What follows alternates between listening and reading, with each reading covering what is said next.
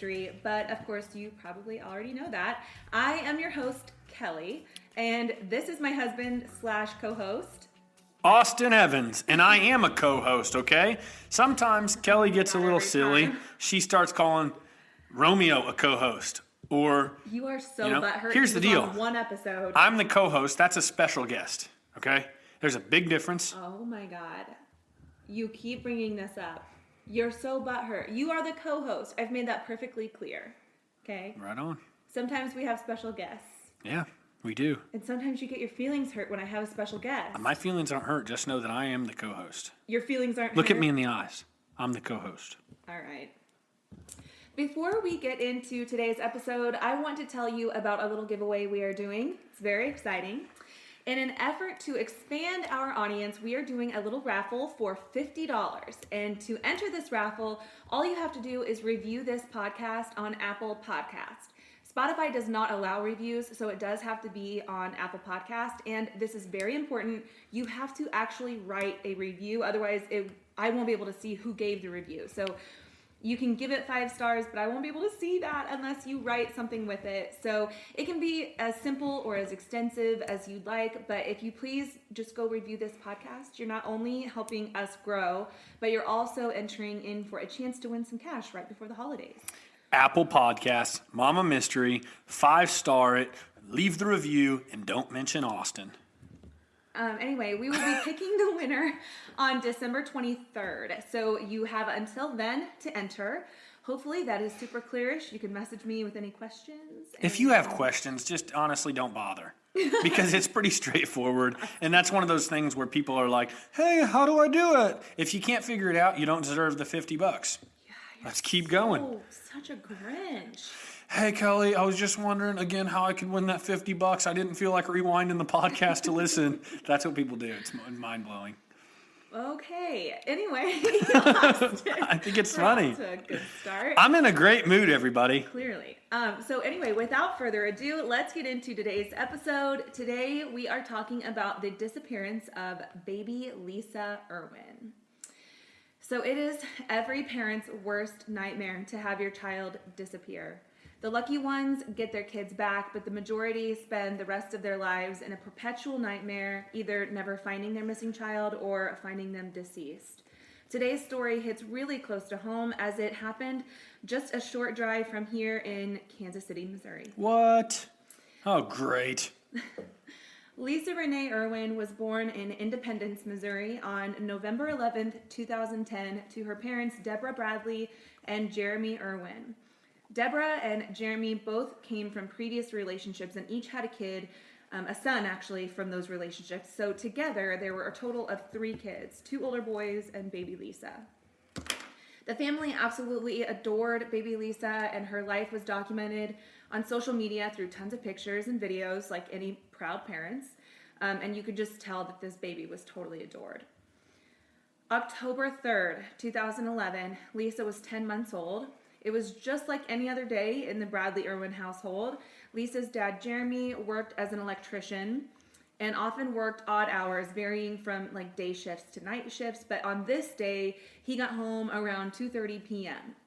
A couple hours later, Deborah and her brother Philip went to the grocery store for baby food, baby wipes, and a box of wine, among other things, while Jeremy stayed at home with the kids. This was all captured on security cameras at the grocery store. Deborah and Philip got home, unloaded the groceries, and Philip left around 5 or 5:30. And then Jeremy had to go back to work that night to work on the electricity at a local Starbucks. At this time, money was super tight, so he was picking up as much extra work as he could. Deborah prepared dinner for herself and the kids, as well as her neighbor Samantha and her kids. And as Jeremy was getting ready to leave, Deborah told him that she was a little nervous about being home alone. And I think many girls can relate to that. I don't typically like it when you're gone and I'm staying there alone. So I get that. Jeremy told Deborah that he would be home around 10 p.m., so not super late. After Jeremy left, everyone began their bedtime routines. Deborah fed baby Lisa, got her dressed in her PJs. She laid her down in her crib, told her she loved her, and left the room. Then she put on a movie for the boys, and Deborah and her neighbor Samantha hung out on Deborah's porch, drinking wine, smoking cigarettes, while the kids were inside. But Deborah said that she checked on the kids multiple times throughout the night. Another neighbor named Shane also came to hang out for a little bit. He arrived sometime between 7 and 8 p.m. and only stayed for about an hour and a half. Around 10 p.m., the boys started to get pretty tired, so Deborah decided to call it a night and put them to bed. Samantha went home. Around 10:30, Deborah said she thought she checked on Lisa one more time and went to bed. Went to bed herself, but Deborah drank quite a bit that night, and there are some discrepancies in her story regarding how much she actually drank. She has said that she drank between 5 to 10 glasses of wine. Shoo! So her recollection of the details that night are a little fuzzy, but one of the neighbors recalls seeing the lights in the home go off around 11 p.m. that night. And then Jeremy didn't end up getting home until about 4 a.m., which was way later than he had originally planned. 4 is 5 hours later than he originally, 6 hours later than he originally planned. Yeah. So when he got home, he noticed that the front door was unlocked, which was unusual, and he also noticed that a lot of the lights were on in the home, which irritated him because they were struggling financially. First, he went and checked on Deborah, found her asleep in bed with one of the boys. Apparently, one of the boys made his way to their bed in the middle of the night. Then he noticed a stray kitten laying at the foot of their bed because apparently Deborah had found this stray kitten and took it in, which also annoyed Jeremy. And that one stuck out to me because I feel like that's something you would be. If I came home and all the lights were on, I would wake everybody up and say, "Hey guys, who's in the front room?" Yeah, he would do that. Yeah, nobody. Shut them off and go back to bed. I wouldn't really do that, everybody. I'd be thinking it. And then if you found a cat in our room, I'd be pissed. Yeah. what would you do? I'd take it outside. You would take it outside, a poor little kitten? I didn't say I'd punt it. Oh my gosh. I just said I'd take it outside, you PETA freaks. Oh my gosh. So then he checked on his other son and noticed that he was still in bed. So he made his way to Lisa's room and found her crib, but Lisa was not in it. So he runs back to his room, wakes Lisa up, frantically asking her, "Where is Lisa?" He said she's not in her crib, and Deborah, confused, said, "What do you mean she's not in her crib?" She has no idea where she is, so they get up and start searching the house trying to find her. Their initial thought was that maybe she crawled out of her crib, so they're searching high and low, screaming her name. Deborah at some point must have mentioned that she was hanging out with Samantha earlier, so Jeremy runs over to Samantha's house, pounding on the door, thinking maybe Deborah got confused and left her there somehow.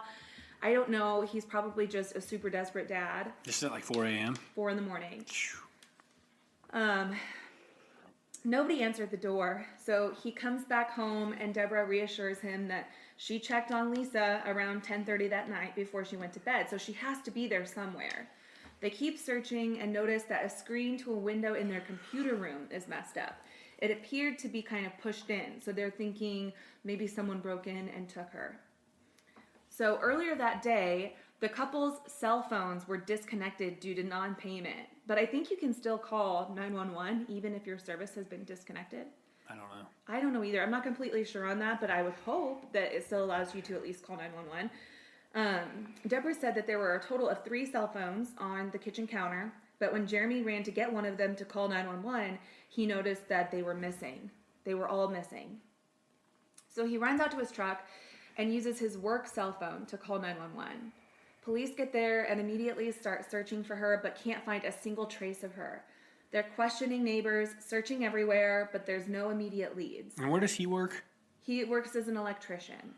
And he had to work till 4 a.m.? He worked until 4 a.m., and I'll reiterate this later, but it was caught on security cameras from the Starbucks that he was there until like 3:30 or 3:45. Okay. The night Lisa was taken at 11:57, and this is really important, okay? The night Lisa was taken at 11:57 p.m., a call was attempted from one of their cell phones, but Deborah was supposed to be asleep at that time. The call was attempted to reach a woman named Megan Wright. But Deborah and Jeremy both claim they have no idea who Megan Wright is, and then when Megan was questioned, she claimed she didn't know them either. Investigators dug through their phone records, and they went back, I think, almost a full year and couldn't find a single communication between Megan and Deborah or Jeremy. That's weird. Around 12:15 a.m., another neighbor left to go to work, and he noticed a man carrying a baby down the street. What? I got the goosebumps. He stopped. Does anybody else get the goosebumps during You these? get the goosebumps all the I time. do. You know what we should do? What? We should have a sound We that should we make drop a in. T-shirt that says, "I got the goosebumps." No, that sounds stupid. We should make a sound that we drop in the middle of the podcast when people get the goosebumps. That sounds stupid. Yeah, right on. Go ahead. Exactly. That sounds stupid. My name's Kelly and I'm cute. Don't be rude on my podcast. I just said my name's Kelly and I'm cute. Yeah, but after you called me stupid. Listen, they're not here for this, okay? We're here to tell a story. We're going to get back to the story right now. So, this neighbor... Ow! She Austin? smacked me. Guys, she just smacked me.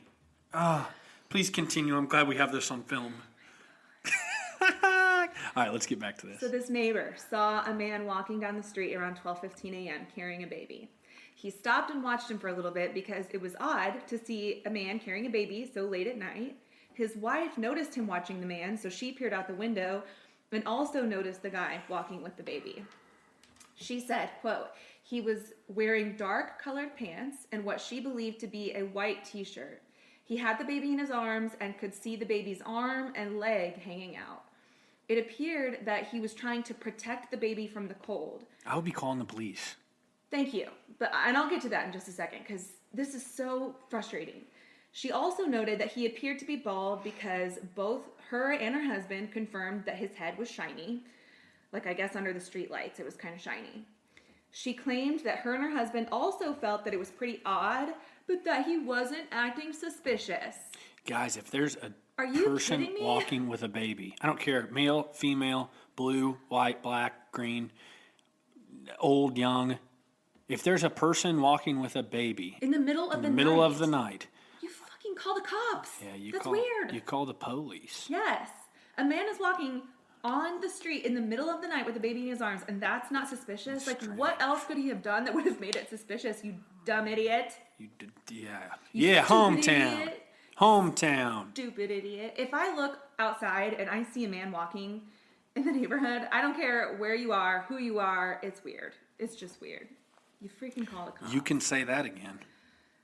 She said that they kept watching him walk, and he eventually turned into the grass of someone's yard. Like, maybe he was going into that house. I guess they couldn't quite see because it was kind of around the corner. Mm-hmm. So anyway, that's why she didn't think anything of it, because he apparently was going into this home. So maybe she assumed that he lived there. I don't freaking know. It's midnight with a baby. Like, Weird. come on. Weird. Pull your head out of your ass. Get your head out of it. So later, her husband called to make sure that the guy and the baby weren't still outside. She looked outside and didn't see him, and that was that.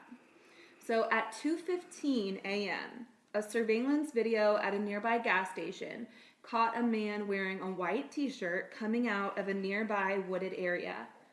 At about 2:30 a.m., 15 minutes later, a dumpster fire was reported near the Irwin house about a 3-minute walk away. A dumpster It fire? was a dumpster fire, and it was at a nearby apartment complex. I think they're called the Brighton Apartments. Mm-hmm. Anyway, it was reported there. So this is about a 3-minute walk away from the Irwin house and about a 15-minute walk away from the gas station. So investigators have reason to believe that the man in the white shirt probably started the dumpster fire because the times all line up, right? Mm-hmm.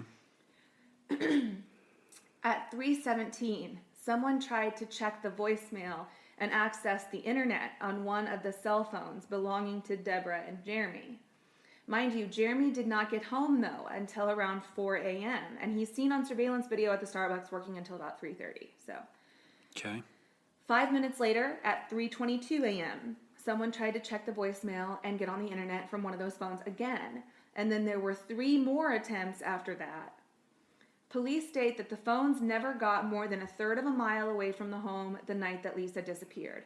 But whether those phones were actually found, I'm not sure. I couldn't find that information, but if whoever had the phones just turned them off, then they would stop pinging, and that's how they trace where the phones get to, So maybe whoever took the phones only got about a third of a mile away and either tossed them or just turned them off and later chucked them. I don't know. That's so weird. But they still don't know who took the phones. So at 4:10 a.m., a man on a motorcycle spotted a man carrying a baby on the side of the road. He remembered thinking it was super odd, and then when he heard about Lisa through the media, he became convinced that that had to be her. Where the man and the baby were seen was about an hour-long walk from the Irwin home. And this would have been about 4 hours since the initial spotting of a man carrying a baby. Like, how coincidental is it that this man is seen, or a man is seen carrying a baby at odd hours of the night? Like, who carries babies outside anymore just in the middle of the night? Like, nobody. I mean, it's bizarre. Nobody's ever done that. No, it's just weird. Like, it's one thing to take your baby on a walk, like in a stroller, but like you're just carrying, I don't know. It's just all very fishy to me. Strange. Super strange. It's mysterious. Yeah.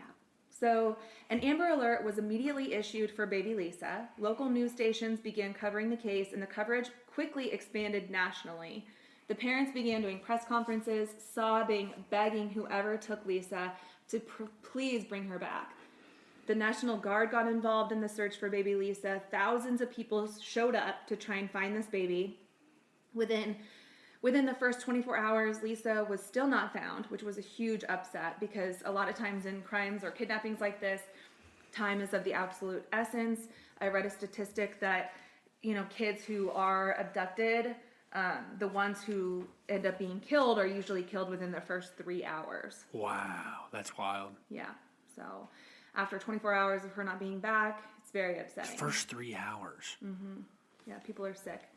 So the following day, police issued a statement updating media on the case. They said they'd exhausted everything at the original scene and had expanded the crime scene to include a more broad area. The police garnered help from the FBI, ATF, ICE, the Marshal's Office, and Clay County. The Narcotics and Vice Division was involved, among other specialized divisions. They were pulling out all the stops, doing absolutely everything within their power to find Lisa as soon as possible, but admitted that they didn't have any hard leads.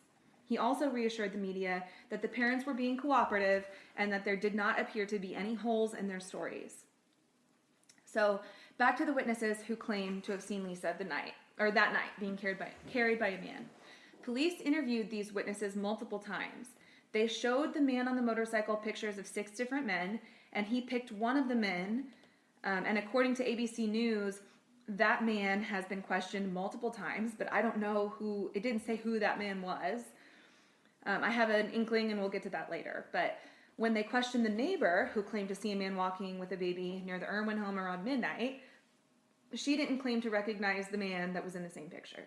So there's discrepancies between the two witnesses. Mm-hmm. And, you always think having an eyewitness is like a really great chunk of evidence or is like a great tool, but more often than not, sometimes recollections can be a little bit skewed. So they're not always 100% accurate. Well, and if you didn't call the police or anything, you just saw him walking in the middle of the night. It's really nothing more than just a quick, yeah, I saw him. Yeah, I mean, obviously you didn't care too much. Mm-hmm. So, yeah, it's not like you were really trying to gather any identifying details. Mm-hmm. It's weird. If I ever assume that something fishy is going on, I really do try to make note of like a license plate or some sort of identifying detail. I think you're kind of hyper aware of it though because of this. Totally. Mm-hmm. But just me saying that, I wish more people were like that because you just never know. And I'm not saying it to be paranoid. I'm not saying it to be like, oh, you should always be walking in fear or on edge. But if something seems out of the ordinary, just try to make a mental note. Like, whenever we had like a suspicious car in the neighborhood. I was just going to say, there was one time we had a red vehicle that was sitting in our cul-de-sac around 10 o'clock at night with its lights off, but the car still running. Mm-hmm. And when I walked outside, they sped off. And I called a friend who was a police officer and ended up, it was a pretty crazy story, but who that person was. Well, and I remember it was the car was caught on a Ring camera, but often with those Ring cameras, you can't really make out the license plate. And so, luckily, someone in a neighborhood near us happened to be leaving early for work that morning, and she noticed that the car was just sitting there running idle, and took down the license plate, and that's how we ended up figuring out that it was actually a stolen car, and those people in the car were probably up to no good. So it was weird. Yeah, super weird. But I mean, it's because of like vigilante type of people who, make notes if things seem weird. Mm-hmm. So just keep your eye out. Anyway, sorry, we kind of went off on a little tangent there, but so on October 7th, the police brought Deborah in for a polygraph test, and they told her that she failed the test. Police began accusing Deborah of having something to do with Lisa's disappearance, but she remained steadfast and said she had absolutely nothing to do with it. And they didn't have any physical evidence on Deborah, so they let her go. Have you listened to interviews and stuff? I have. Was she like heartbroken, or was Heartbroken. It was legit. She seemed legitimately upset. She had to. The only thing I think she'd feel guilty about is getting wasted. Yeah, but I mean, and you know, she's been kind of like trashed through the media because of the reports of her drinking that night, and she couldn't recall how much she drank, and you know, I just feel so bad for her because she was at home. It's not like she was driving around with her kids. Like, who would have thought this would ever have happened? Irresponsible, but Yeah, maybe. I don't know. I'm trying not to judge because I know lots of people, like even friends of mine, who will drink a little bit and, you know, go to bed not thinking their kids are going to get taken in the middle of the night. right. No, I get that. Yeah. So anyway, they didn't have any physical evidence on Deborah, so they let her go. Police also said that the parents had stopped cooperating within days of Lisa's disappearance, but Deborah and Jeremy were quick to refute that statement, going on the Today Show and just saying that they just needed a break from the incessant questioning and that they desperately wanted Lisa home. On October 19th, 2011, a search was performed in the Irwin home. Cadaver dogs were brought to the residence, and one of those dogs hit on a spot near Deborah's bed. However, cadaver dogs don't present an exact science, so physical evidence was still lacking.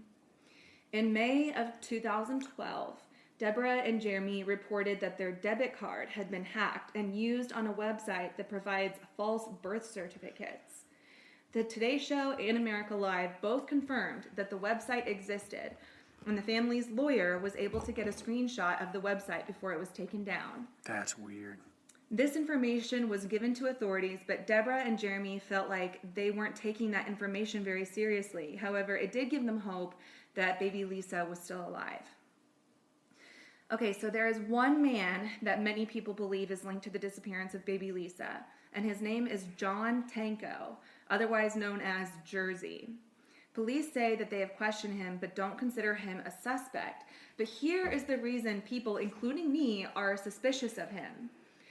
Jersey was a handyman who neighbors were somewhat acquainted with. One of the neighbors described him as a shady kind of drifter. They never knew where he was, like where he was from and where he was going, and apparently he had let one of the neighbors know that he was actually wanted for an outstanding warrant. Ooh. And he also had a history of breaking into and robbing homes in the Kansas City area. Jersey had been staying at a nearby home the night Lisa went missing. He was staying there to take care of the yard while the owners were away. A nearby neighbor remembered seeing him in the yard around 1 p.m. on the day that Lisa went missing. This same neighbor then left, and while she was gone, another neighbor witnessed him walk off with her dog. The dog was eventually found a few days later, several miles away. But around 9 p.m. that same night, the same woman who saw him at 1 p.m.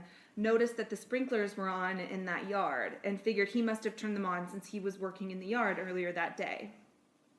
By 11 p.m., she said the sprinklers were off. So the couple who said that they saw a man walking with a baby around midnight that night claimed that they saw this man walk through a yard, remember? Mm-hmm. It was the same yard of the house that he was staying in. He was taking care of that yard. And apparently, if you walk through this yard, it leads to an apartment complex. And that apartment complex is where the dumpster fire was reported.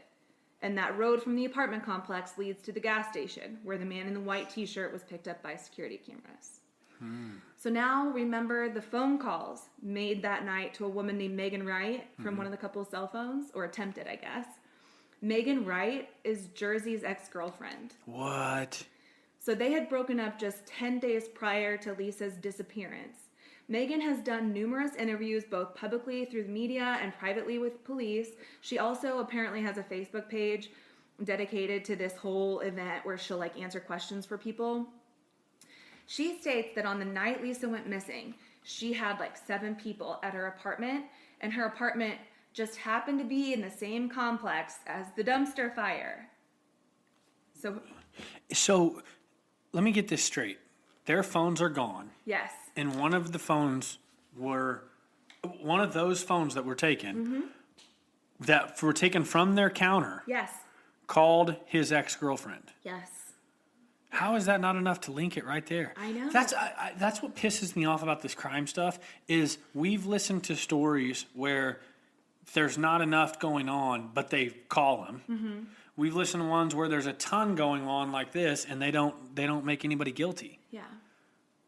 So that night, she claims that she let numerous people use her phone, and that maybe the phone calls to her phone were actually from someone trying to get a hold of someone who had been borrowing it. But that to me is bullshit because is that borrowing my phone? Are you kidding me? And then whoever happened to take the phone from the Irwin household from the house where the baby was stolen? No. What a joke. It doesn't make sense. It does not add So up. how can they not pin him with that? I don't know. So this dude's out running around? Yes. He has not been charged with anything. And he's got a history of breaking into places. History of breaking in. He's got a criminal record. And he was in the neighborhood, and people claim that they saw a man walking into the yard of the house that he was staying in and the yard that he was working on.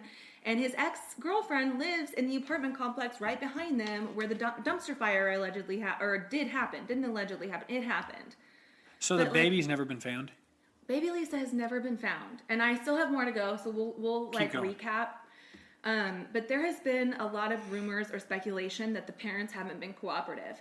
And I'll be honest, before I started doing research on this case, that's all I really knew about, like when it came to this case. All I knew was that baby Lisa was missing, but that the parents were suspects or suspicious or people of interest, whatever. And it wasn't until I kind of dove a little deeper that I realized, holy cow, like the parents genuinely don't have anything to do with it. And yes, there's discrepancies on how much she drank that night. But from what I understand, she initially said she drank less because she didn't want the focus to be on her. She really wanted the focus to be on, like, where's baby Lisa? And granted, it kind of damaged her credibility a little bit when she came out and said, I don't know, maybe it was more like 10 glasses. Regardless, she was drunk. Parents drink. It's not that unusual. Parents drink. But the fact that, like, that kind of gave them tunnel vision really took away from them possibly finding her sooner. I don't know for sure. But I empathize with her because I don't believe she had anything to do with it. And her daughter is still missing, and that's super sad. But it eventually came out that Deborah actually did pass that polygraph on October 7th. And that the police were just telling her she didn't as a tactic. To get her to, like, it was a tactic to force a confession in an effort to get her to break if she really had something to do with it. So Deborah has said in interviews that she understands and respects why they did that. She said, quote, some of the stuff you see on the news with parents and their children, it's just horrid things. I can completely understand. It's just after some point in time, you've got to look elsewhere. So I can understand her frustration there. To this day, Lisa is still missing. Nobody has been charged in this case, and I have some statistics for you. So stranger abductions are actually kind of rare. If you'll notice many times when you get an Amber Alert on your phone, it's typically stemming from like a domestic dispute, and usually it's like an ex that has something to do with it, you know? Mm-hmm. Nearly half of all abductions are from within the family. About 27% of kidnappings are from an acquaintance of the family, leaving only about 24% of kidnappings to be done by a complete stranger. These stranger kidnappings typically occur outside, so kids being taken from a park or a sidewalk. Only about 1 out of 10,000 missing kids are found not alive, okay? However, about 20% of stranger abductions are found not alive. So obviously, the risk skyrockets when the abductor is not related or acquainted to the family in any way. And this John Tanko isn't related to the family in any way? Correct. He's just someone who never worked at the house, never anything. Mm-mm. And he's still running around. He could be listening to this podcast right now. He could be. He might be in jail for something else. I don't know where he's at right now. But I did see tons of mugshots. I included a picture of his mugshot on my Instagram account. I'm also putting it on our Facebook page. Our Instagram account is at mama.mystery, MAMA.mystery. And then the Facebook page is the same. So you can see pictures of baby Lisa, Deborah and Jeremy, and also John Tanko on the website. So I've also seen reports where baby Lisa was thought to be seen like across the pond, like in another country. I think it was like Greece or something. Really? Because there was like this white blonde girl with these two dark complected, dark-haired parents. And so it just was like very odd. And how old was Lisa? At the time that this happened, the girl that was found, I mean, would have added up. Like, so a lot of people thought it was her, but they looked into it and it's not her. Lisa has still not been found. And how old would she be today? She would be 10. Weird. Yeah, so Super sad. super sad. But, I guess the takeaway from this is to just be vigilant about what's going on around you.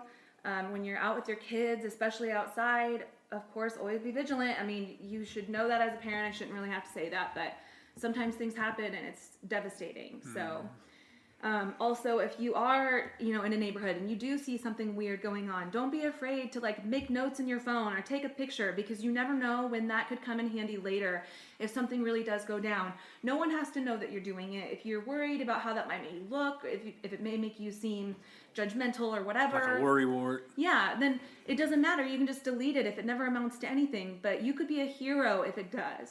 So stay vigilant. That is the story on baby Lisa. HLN is premiering a documentary on this case Sunday, so that would be yesterday since this goes up Monday. Really? Yeah. Interesting. So we'll see if there's any new information with that. But until next time, thank you so much for listening. And don't forget about our giveaway. Go review our podcast on Apple Podcasts. Thank you so much. Mama missed it.